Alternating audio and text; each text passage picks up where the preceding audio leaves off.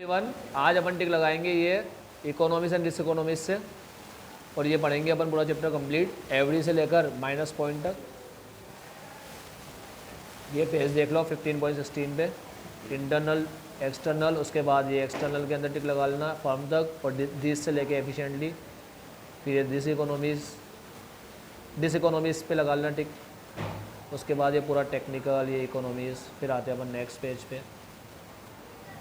ये देख लो, ये टिक लगा लेना, ये पढ़ेंगे अपन, अच्छे से देख लो इसको, ठीक है, पॉज कर।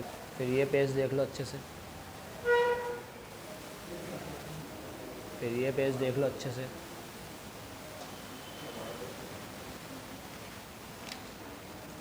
फिर ये पेज देख लो,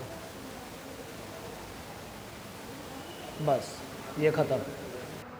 हाँ बच्चों, अब टिक तो लगा लिया अपन ने, अब पढ़ते हैं। कल अपन ने टेबल पढ़ी थी, मीनिंग पढ़ा था और स्टेज पढ़ी थी।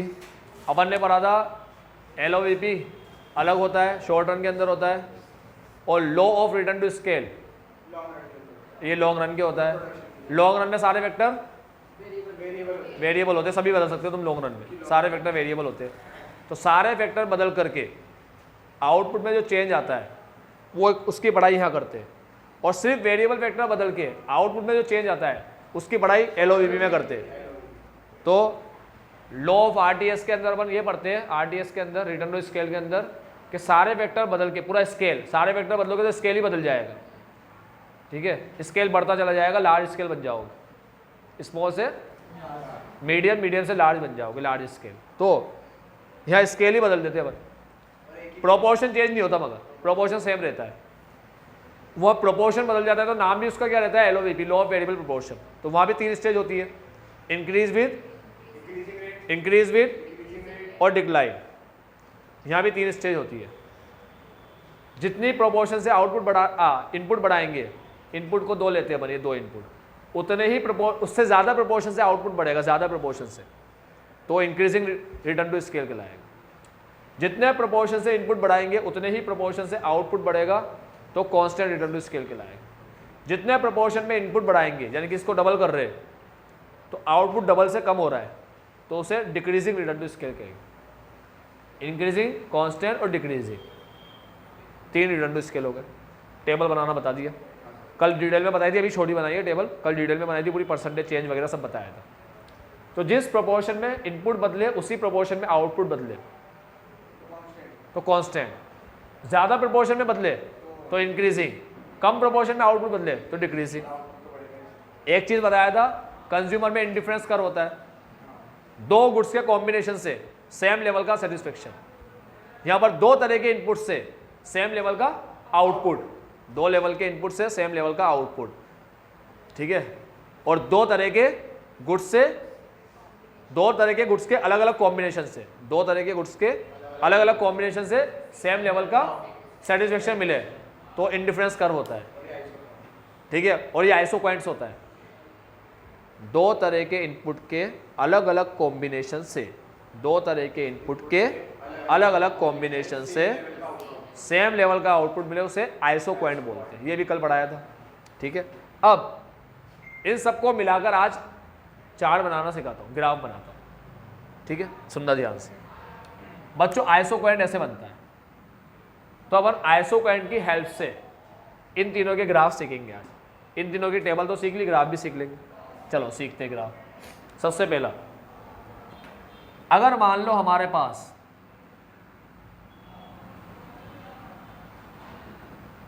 ये 3 कैपिटल है और 3 ही क्या है, लेबर, ठीक, तो हमारा पॉइंट यहां मिल रहा है, तो आइसोक्वाइंट कैसे बनेगा, ऐसे। वो मेरा टच नहीं हुआ लाइन को,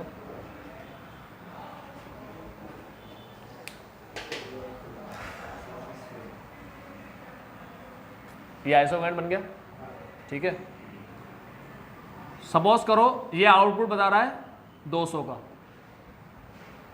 इंडिफरेंस कर्व पे होता है सेटिस्फेक्शन सेम, तो आइसोक्वाइंट पे भी आउटपुट सेम रहेगा। सपोज करो ये आइसोक्वाइंट 200 वाला है, तो इससे कहीं भी चले जाओ, कोई से भी लेवल पे, 200 ही मिलेगा। ठीक है, अब दोबारा इनपुट बढ़ाएंगे, दोनों ही, लेबर भी बढ़ाएंगे, कैपिटल भी बढ़ाएंगे। सपोज करो इसको कर दिया 3 से 5 कर दिया, 5। ठीक है, इसे ही 5 कर दिया, ये 5। तो अब नया आइसोक्वेंट बना हमारा यहां पर।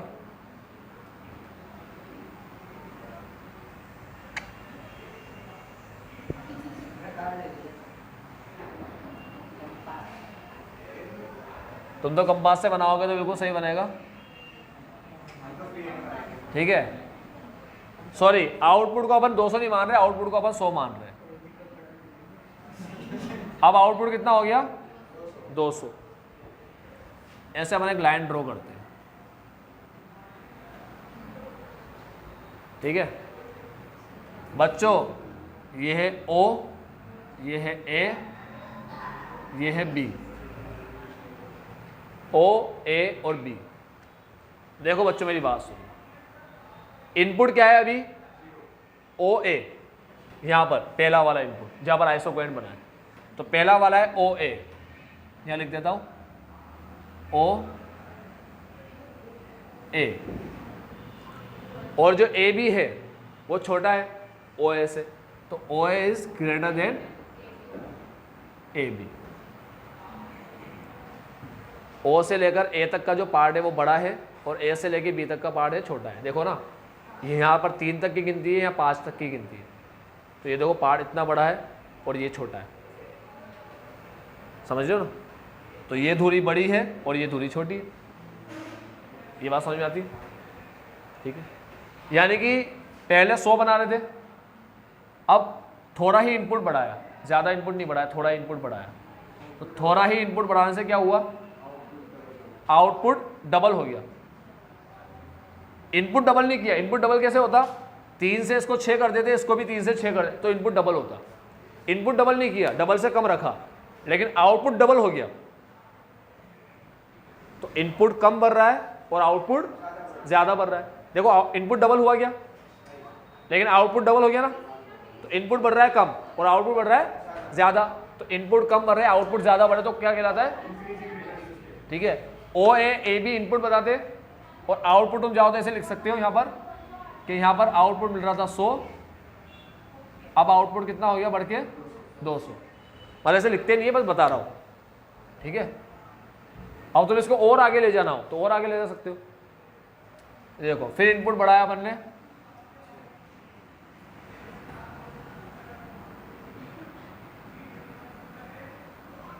ये नया आइसोक्वेंट 300 या 250।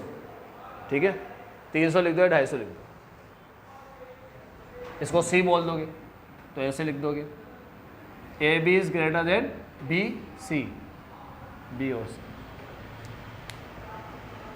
ऐसे बनता है इंक्रीजिंग वाला कर्व। ये और आगे ले गया, एक और बना दिया। बस बैठे मत रहना, आगे तक मत लेकर चले जाना। 2 भी बनाओगे तो काफ़ी है। अब हमारी बुक वाले ने भी एक कर्व बना रखा है, इस बेचारे बंदे को आता नहीं है बनाना। पेज नंबर 15.11 11 में देखो उसने बना रखा है। देखो O और A क्या लिखा है? OA is greater than AB, यानी AB छोटा रहेगा, फिर BC उससे भी छोटा रहेगा। इसको ना तो बनाना आता है ना लिखना आता है। देखो OA और AB दोनों का डिस्टेंस सेम कर दिया, बल्कि AB थोड़ा ऐसा लग रहा है कि बड़ा हो। ठीक है, ये 15.11 के अंदर पेज नंबर, ये देखो ऐसा लग रहा है AB बड़ा हो, मतलब वर्कर बढ़ा रहे ज़्यादा और आउटपुट वर्कर डबल से भी ज़्यादा हो रहा है और आउटपुट सिर्फ डबल हो रहा है, या वर्कर डबल हो रहे हैं और आउटपुट भी डबल हो रहा है, तो कांस्टेंट हो गया। तो इसको कर्व बनाना नहीं आता, पागल है, और ना इसको लिखना आता है। तो देखो लिखा क्या है इसने, OA is more than OB। OA OB होता ही नहीं है, OA और AB होता है, समझे? तो ना तो इसको कर्व बनाना आता है ना इसको लिखना आता है, इसलिए मैंने कर्व भी नहीं बनाया। मैंने कर्व पे टिक नहीं लगवाया तुमसे जब टिक लगवा रहा था, क्योंकि इसको कर्व बनाना नहीं आता। और ना इसको लिखना आता है। लिखते ऐसे है, OA is more than AB, AB is more than BC, ऐसे लिखते हैं। तो OA और BC सही लिखा है, बीच में OB फिट कर रखा है, OB नहीं आएगा, बीच में AB आएगा। OB नहीं होता कुछ भी। OA और OB को क्यों कंपेयर कर रहे हो? और ऐसा ही एड़ा है, ऐसे बोल रहा है OA is more than OB, OA बड़ा है OB से। OB से कौन सी गणित लाया? OB यहां से वहां तक है, तो OB छोटा कैसे हो जाएगा OA से? तो गलत लिखा है उसने, ये गलत लिखी हुई line, OA is greater than OB। ठीक है, वीडियो में दिखता है ये सब कुछ, क्लैरिटी है ना? ठीक, तो डायग्राम भी तुम बनाना और ये लिख भी लेना, इसको लिखना भी नहीं आता, डायग्राम बनाना भी नहीं आता। ठीक है, अब कांस्टेंट का बनाना है तो कैसे बनाएंगे? देखो बच्चों मेरी बात सुनो, यहां लिख देना 1 1 2 3 4 5 6 7 1 2 3 4 5 6 7। एक तुम तो ऐसे लाइन बना लिया करो सीधी, नहीं भी बनाओगे तो अपने आप बन जाएगी। मेरे पास स्केल वगैरह नहीं है ना, तो मेरा मेजरमेंट सही नहीं बैठता। नहीं बेटा थैंक यू, इतना कहा तूने। ये पहली लाइन यहाँ बनाएंगे, ये 100, अब दूसरी बनेगी 6 पर, इसको भी डबल करेंगे 6, और आउटपुट भी क्या हो जाएगा? डबल 200। ये गैप भी सेम है, ये गैप भी सेम है, ये O, ये A, ये B, आगे C। OA is equal to AB, बस। C भी होता तो AB is equal to BC। समझते हो तुम लोग? इनपुट भी डबल हुआ, आउटपुट भी डबल हो गया, कांस्टेंट, रिटर्न टू स्केल। अब देखना क्या होगा, डिक्रीजिंग बनाना हो तो ऐसे बनाना 1 2 3 4 5 6 7 8 9 2 3 4 5 6 7 8। यहां पर वही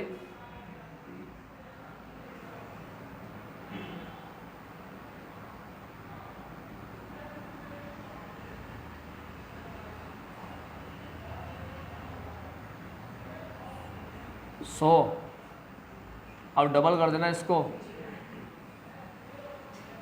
नहीं, अब क्या करते हैं अपन लोग, इसको अपन ऐसे बनाते हैं, मैं तुम्हें बताऊं।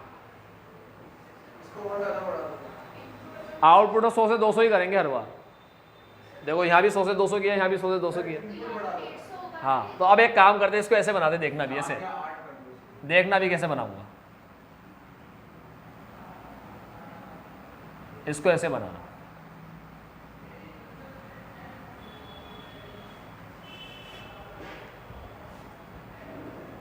मतलब बच्चा बोल रहा है सर 3 से 6 कर दो, 3 पे 100 कर दो, 6 पर 200 मत करो, 180 कर दो। आउटपुट को मत छेड़ना, आउटपुट को 100 200 ही चलने देना। ठीक है, फिर कैसे बनाना है देखो, यहां पर तो कर देना 2, ठीक है, और ये पहला करो अपना, इसको 100 200 ही चलने दो बस। अब आउटपुट को डबल नहीं करेंगे, उससे ज़्यादा ही करेंगे, ये डबल से ज़्यादा। देखो 2 का डबल 4 होता है, 4 नहीं किया 5 किया, यहाँ पर भी 5 किया, कर्व बनेगा यहाँ पर। इसको 100 200 ही चलने देंगे अपन।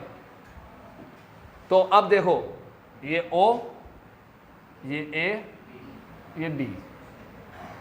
अब बनाना हो तो 4 बढ़ा देना, अभी 3 बढ़ा है ना, 3 4 और 5 में लेकर गए, अब 6 7 8 और 9 पर लेकर जाना, 4 बढ़ा देना। ठीक है, यहाँ पर बना देना लाइन यहाँ पर, और एक लाइन कर्व यहाँ बना के 300 कर देना, और ज़्यादा आगे बढ़ना हो तो। ठीक है, तो यहाँ हो जाएगा OA is less then AB, OA AB BC, OA और AB, OA और OA is less then AB। मतलब OA छोटा है, पहला इनपुट कम है, और फिर जब इनपुट को बढ़ाया तो AB बड़ा है ना, AB तो इनपुट ज़्यादा बढ़ा है, मगर आउटपुट तो वही कम बढ़ा, मतलब आउटपुट की रेट बढ़ने की कम है, इनपुट की रेट बढ़ने की ज़्यादा है। आउटपुट तो डबल हुआ, इनपुट डबल से भी ज़्यादा हो गया, तो डिक्रीजिंग का कर्व। ये 3 कर्व है और ये उनकी 3 प्रॉपर्टी लिख दी। तो ये भाई साहब ने नहीं बना रखे, माफ़ कर देना इन लोगों को। इनके कर्व तो भगवान ही जाने, इनके गलती से ही मत पढ़ लेना, उल्टे सीधे बना के भेज दिए पागलों की तरह। एक भी डायग्राम नहीं पढ़ना इसका, सब बकवास है, टोटल बकवास।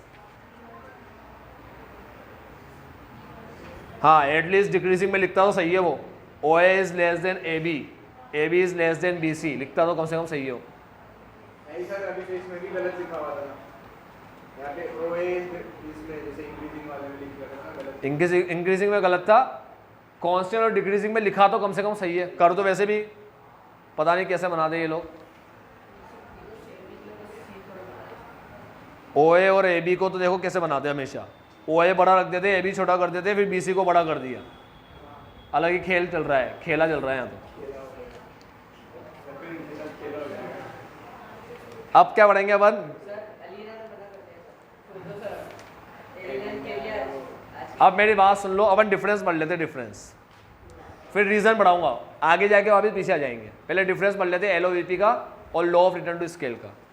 डिफरेंस में बोला है सबसे पहला time period, LOVP short run का होता है, return to scale long run का होता है। फिर दूसरा आया वेरिएबिलिटी ऑफ फैक्टर, एलओवीपी में एक factor only one factor variable, बाकी सारे फिक्स्ड। एक वेरिएबल मान के सबको फिक्स मानते बाकी, ठीक है, यहाँ पर सारे ही वेरिएबल मानते हैं। फैक्टर प्रोपोर्शन, एलओवीपी में प्रोपोर्शन बदलता है, इसमें प्रोपोर्शन सेम रहता है, स्केल बदलता है। और चौथा पॉइंट, एलओवीपी की स्टेजेस 3 होती है। कौन कौन सी 3? एमपी से नाम लिया जाता है, एमपी से याद रखना, टीपी से नाम मत ले, इससे नाम मत लेना, एमपी से नाम लेना डुबकी लगाने वाले से। एलओवीपी की स्टेज के नाम एमपी से लिए जाते हैं, इंक्रीजिंग, डिक्रीजिंग और नेगेटिव। 3 स्टेज होती है, इंक्रीजिंग, डिक्रीजिंग, नेगेटिव, ठीक है। यहाँ पर 3 स्टेज होती है, increasing return to scale, constant return to scale और डिक्रीजिंग। यहाँ नेगेटिव नाम की कोई चीज़ ही नहीं होती, नेगेटिव हो ही नहीं सकता। स्केल बढ़ाओगे नेगेटिव कैसे जाएगा? स्केल बढ़ाने से माल तो बने ज़्यादा ही बनेगा, आउटपुट तो बढ़ेगा ही बढ़ेगा। ज़्यादा स्पीड से बढ़े तो इंक्रीजिंग, जैसे बढ़ाया वैसे ही बढ़े, सेम प्रोपोर्शन में बढ़े तो कांस्टेंट, और कम प्रोपोर्शन में बढ़े तो डिक्रीजिंग। बढ़ेगा तो बढ़ेगा, कम तो हो ही सकता। नेगेटिव नाम की तो कोई चीज़ आएगी नहीं यहाँ पर, समझ गए? 3 स्टेज लिख देना बस इनकी। अब ये रीजन विजन देता है, बकवास है, रीजन विजन मत पढ़ना। अब रीजन पढ़ते हैं अपन लोग, पेज नंबर 15.11, इंक्रीजिंग के रीजन, फिर कांस्टेंट के रीजन पढ़ेंगे, फिर डिक्रीजिंग के रीजन पढ़ेंगे। सबसे पहले इंक्रीजिंग के रीजन पढ़ते हैं। अभी जो रीजन पढ़ा रहा हूँ ये इसके पर्सनल, खुद के पर्सनल रीजन है। उसके बाद एक कॉमन रीजन पढ़ाऊंगा जो इकोनॉमिक्स और डिस इकोनॉमिक्स के नाम से आएगा, ठीक है, वो जब आएगा तब बताऊंगा। अभी तो इनके पर्सनल रीजन, पर्सनल। तो तुम लोग जब भी इंक्रीजिंग की लिखो, इंक्रीजिंग रिटर्न टू स्केल, तो इंक्रीजिंग की डेफिनेशन लिख देना। जिस प्रोपोर्शन में इनपुट बढ़ता है उससे ज़्यादा प्रोपोर्शन में आउटपुट बढ़े, तो इंक्रीजिंग ये डेफिनेशन हो गई।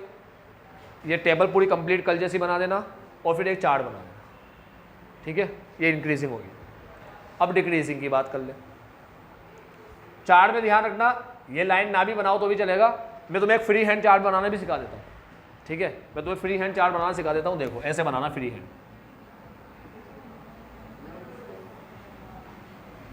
ये फ्री हैंड चार्ट जो होगा इसमें कोई नोटिंग नहीं है, कोई नंबर वंबर लिखने की जरूरत नहीं है, बस ये 2 लाइनें ड्रॉ करी, एक लाइन सेंटर में ऐसे जाएगी, ये O, यहाँ आएगा A, और अगर अपन कौन सा बनाए, कांस्टेंट बना दो तो इतनी दूरी पे B आ जाएगा, यहाँ B आ जाएगा। और अगर मैं बनाऊं डिक्रीजिंग तो इतनी दूरी में तो थोड़ा बड़ा आ जाएगा, यहाँ आ जाएगा, यहाँ B आ जाएगा। तो ऐसे बनेगा चार्ट। 100, 200 और आगे ले जाना 300, 300 बहुत दूर बन जाएगा, गैप थोड़ा ज़्यादा रहे, कोई दिक्कत नहीं है। बुक वाला भी तो ऐसे ही बनाता है, rough free hand chart.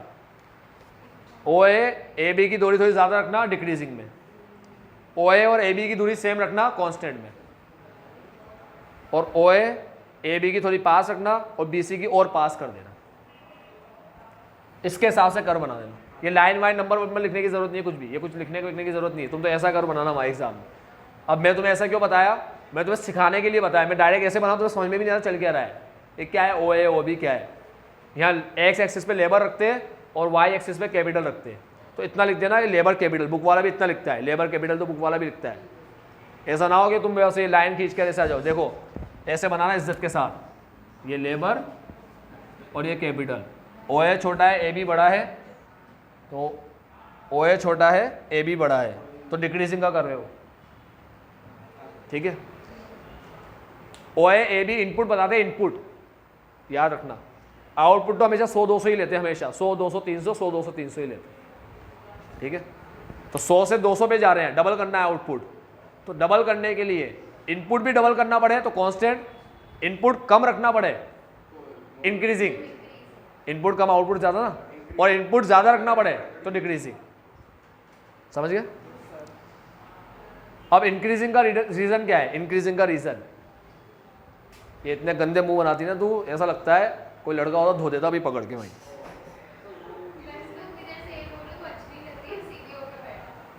Time pass कर रहे हैं तू, पढ़ती नहीं है, समझ में आता नहीं है तेरे को, आ रहा है समझ में कुछ।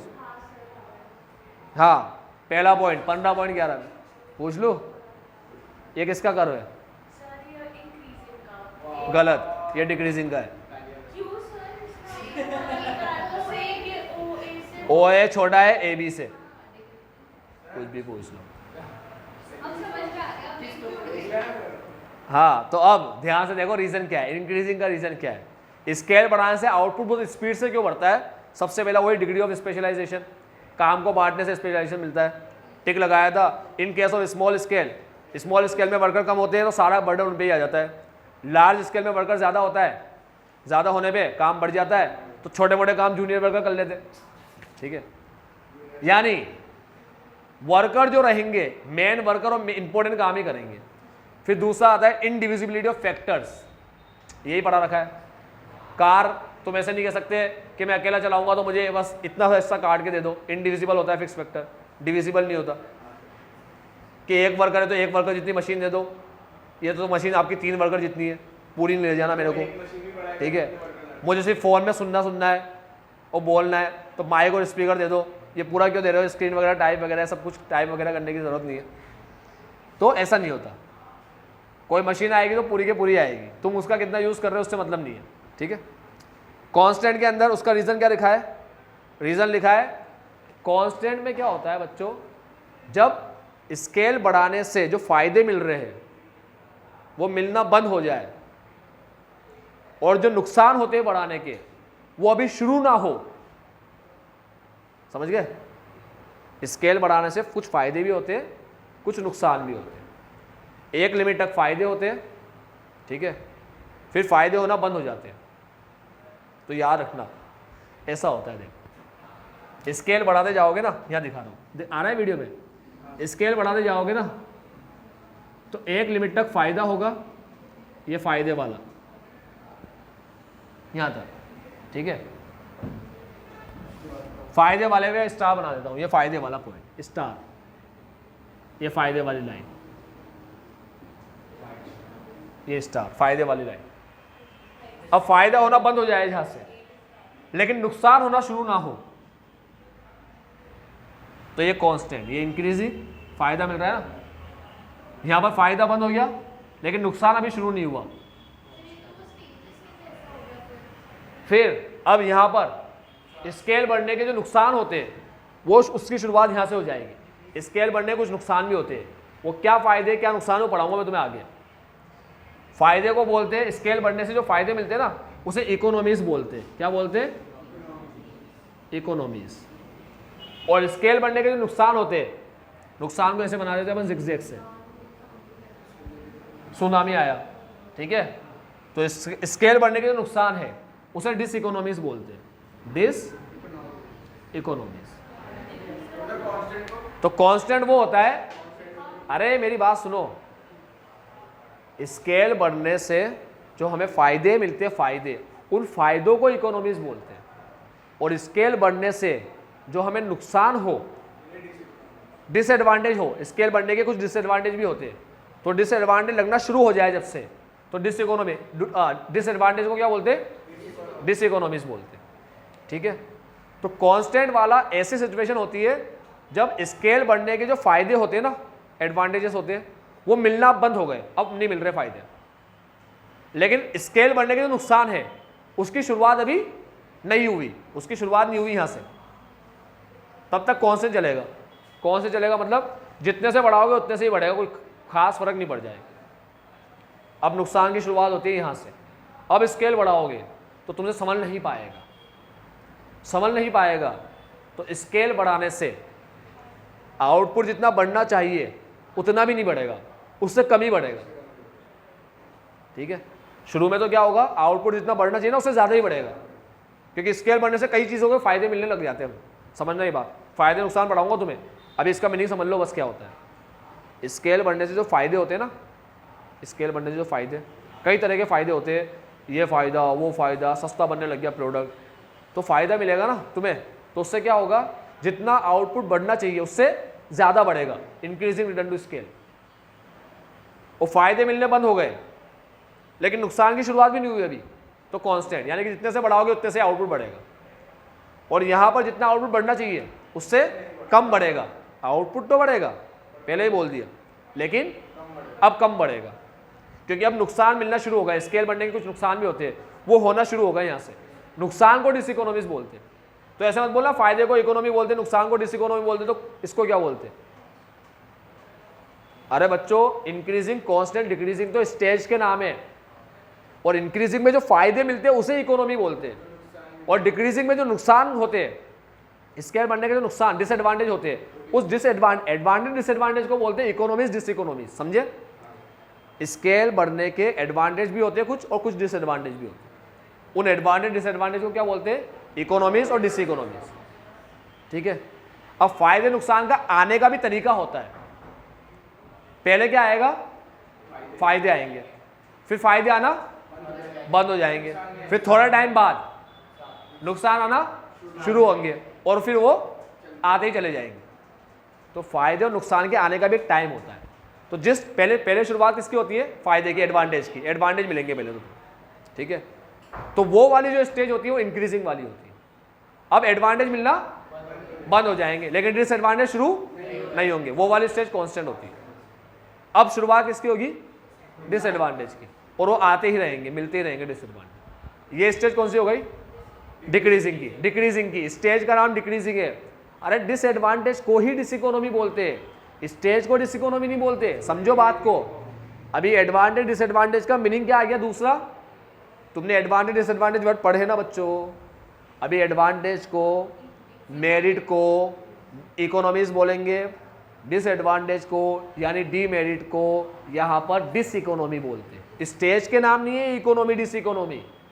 इकोनॉमी डिसइकोनॉमी वर्ड का मतलब होता है एडवांटेज और डिसएडवांटेज, ठीक है। स्केल बढ़ने के कुछ एडवांटेज भी होते हैं, कुछ डिसएडवांटेज भी होते हैं, दोनों साथ नहीं आ जाते, ठीक है। दोनों का आने का टाइम होता है। पहले कौन आता है? पहले एडवांटेज आते हैं, एडवांटेज को ही इकोनॉमीज बोलते हैं, वो इंक्रीजिंग वाला फेस है। फिर ये आने बंद हो जाते हैं, वो कांस्टेंट वाला फेस। फिर नुकसान शुरू हो जाते हैं। तो कांस्टेंट के बारे में तुमसे पूछे कि कांस्टेंट कौन सा फेस है, कांस्टेंट क्यों आता है, कांस्टेंट क्या है वो तो तुम बता ही दोगे। रीजन क्या है कांस्टेंट का? कि एडवांटेज आना बंद हो जाते हैं और डिसएडवांटेज शुरू नहीं होते। ये लिखा हुआ है, देखो टिक भी लगवाया मैंने तुम्हें। एब्सेंस ऑफ एडवांटेज और डिसएडवांटेज, कांस्टेंट का रीजन है एडवांटेज डिसएडवांटेज का एब्सेंस। आगे लिखवा है वेर इकोनॉमीज ऑफ स्केल यानी कि फायदे, एडवांटेज हैव सीज्ड, रुक जाए, एडवांटेज क्या? रुक जाए। Where economies of scale have ceased to operate, जब इकोनॉमीज सीज हो जाए यानी एडवांटेज रुक जाए। Yet the diseconomy have not set in, लेकिन डिस इकोनॉमी की शुरुआत नहीं हुई अभी। डिक्रीजिंग के रीजन क्या है? डिक्रीजिंग का रीजन ये है कि स्केल को तुमने और बढ़ाया, और बढ़ा रहे हो तुम लोग भयंकर, ठीक है। इतना बढ़ा दिया कि हमसे संभल ही नहीं रहा। मतलब इतने अपन ने अपने सेंटर खोल लिए, इतनी ब्रांचें खोल ली कि अपन से संभल नहीं रही ब्रांच। तो देखो क्या प्रॉब्लम आएगी, problem and complexity of management, संभला ही नहीं जाएगा। कोऑर्डिनेशन में प्रॉब्लम आएगी, ठीक है, डिसीजन लेने में प्रॉब्लम आएगी, रेड टेपिज्म हो जाएगा। रेड टेपिज्म मतलब होता है लेंथी प्रोसीजर। किसी भी काम को करने में क्या होगा, फाइल बॉस तक पहुंचानी पड़ेगी। बिजनेस बहुत बड़ा हो चुका है, बॉस के अंडर में और लोग, कुछ लोग उसके अंडर में, फिर उसके अंडर में, फिर उसके अंडर में, फिर उसके अंडर में। हम जब काम कर रहे हैं ना, जहाँ पर हम काम कर रहे हैं, हमारे ऊपर बॉस है, उसके ऊपर भी बॉस है, उसके ऊपर भी है, उसके ऊपर भी है, उसके ऊपर भी है, उसके ऊपर भी है। मेन बॉस तक कोई बात पहुंचानी हो तो ऐसे लाइन से होते होते जाएगी। इसे रेड टेपिज्म बोलते हैं। रेड टेपिज्म का मतलब होता है लेंथी प्रोसीजर। ठीक है, 12th में आता था ब्यूरोक्रेट और रेड टेप। ब्यूरोक्रेट का मतलब होता है दफ्तरशाह, दफ्तर में बैठे हुए लोग, और रेड टेप का मतलब उनको जो फॉलो करने पड़ते हैं गवर्नमेंट के रूल्स। पहले ये होगा, फिर ये होगा, पहले ये दिखाना पड़ेगा, फिर ये करना, सीधा कहीं जा नहीं सकते। हॉस्पिटल में मतलब बीमार आया, मरीज आया, ठीक है, मंडी कगार पे तो पहले क्या भरना पड़ेगा, हाँ पहले फॉर्मेलिटी पूरी करो, फॉर्म वगैरह भरो। ठीक है, मतलब हम जब तक फॉर्म भरने जाएंगे तब तक तो वो निकल ही लेगा, तब भी पहले क्या भरना है, फॉर्म भरना है। इसे रेड टेप बोलते हैं, अननेसेसरी लेंथी प्रोसीजर। ठीक है, ये बढ़ जाएगा, इनकरेक्ट डिसीजन सही से नहीं ले पाएंगे, ये प्रॉब्लम आती है। ठीक है, अब इकोनॉमिक्स डिसइकोनॉमिक्स की जो बात कर रहे थे अपन, तो पेज नंबर 15.15 पे आता है, हर स्केल के अपने प्लस पॉइंट और माइनस पॉइंट होते हैं। हर स्केल के अपने प्लस पॉइंट और माइनस पॉइंट होते हैं। तो शुरुआत में कौन से पॉइंट्स आते हैं, हाँ, फिर वो आना, उसके बाद कौन से आते हैं, माइनस पॉइंट। ठीक है, तभी स्टेज ऐसी बन गई, ऐसे ही बनाते इसके कर्व। 12th क्लास में कर्व ऐसे आता था पहले, 12th क्लास में होती थी पहले माइक्रो इकोनॉमिक्स, उसमें कर्व इस तरीके से आता था। जब तो जगह भी नहीं बची कर्व बनाने। दिख रहा है क्या वीडियो में, ये आ रहा है वीडियो में, नहीं सर, थोड़ा हल्का सा आ रहा है। ये आ रहा है, हाँ, ये पूरा आ रहा है। यहाँ से। हाँ, यहाँ है। 12th क्लास में कर्व ऐसा होता था।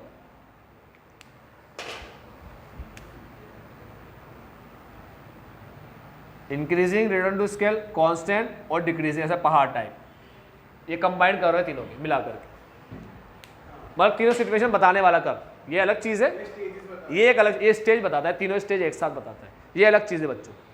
ये सिर्फ इंक्रीजिंग बताता है, ऐसा मत करना सर ये अच्छा लगा मैं ये बनाऊंगा। ये तो स्टेज बताने वाला कर्व है कि पहली स्टेज होती है इंक्रीजिंग, फिर ये कांस्टेंट, फिर ये डिक्रीजिंग, प्लेट्यू।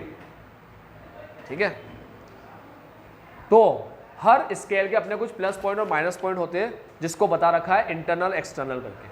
मैंने तुम्हें इंटरनल पे टिक नहीं लगाया, एक्सटर्नल पे टिक लगाया। पेज टर्न करो 15.16 पे, 15.16 पे देखो एक्सटर्नल पे टिक लगाया है, क्योंकि एक्सटर्नल पढ़ लोगे तो इंटरनल अपने आप बना दोगे। देखो एक्सटर्नल क्या है, external economies are those benefit.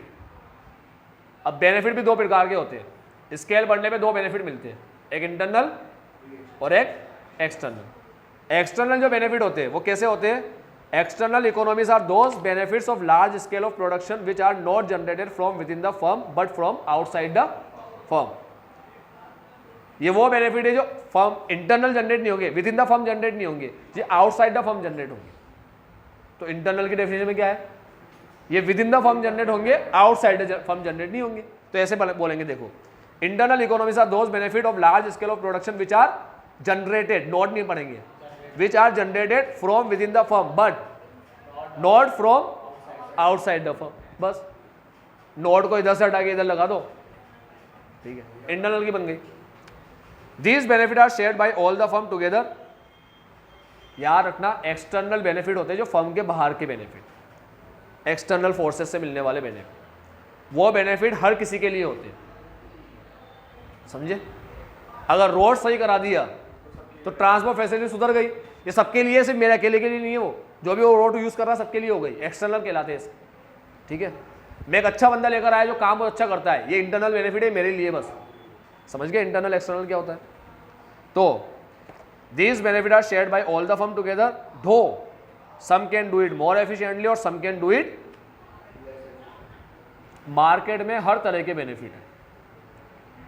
आज मैं कोचिंग पढ़ाता हूँ, किसी कोचिंग के पास ज़्यादा बच्चे हैं, किसी कोचिंग के पास कम बच्चे हैं, ठीक है, मार्केट में बेनिफिट है।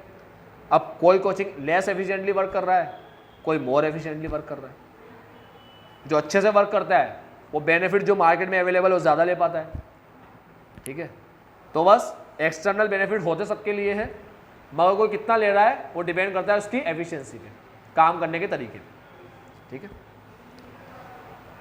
डिस इकोनॉमिक्स के लिए बोला है, इकोनॉमिक्स बता दी दो होती है, ऐसे डिस इकोनॉमिक्स भी दो होती है, इंटरनल और एक्सटर्नल। डिस इकोनॉमिक्स के लिए बोला नेगेटिव बेनिफिट और डिसएडवांटेजेस, ये भी दो होती है, internal external, which are rising within the firm और outside the firm. Within the firm जो होती है वो इंटरनल, आउटसाइड द फर्म होती है वो एक्सटर्नल डिस इकोनॉमिक्स। अब कर दे चैप्टर खत्म? नहीं, कल मैं तुम्हें पढ़ाऊंगा इकोनॉमीज और डिस इकोनॉमीज, ठीक है। और कल चैप्टर खत्म कर देंगे। आज के लिए इतना ही। Bye bye, take care, have a nice day. आपका दिन मंगल में हो। तुम तो मरे ही जाते हो बिल्कुल ही। ये तो देख आँख ही नहीं खुल रही इसकी।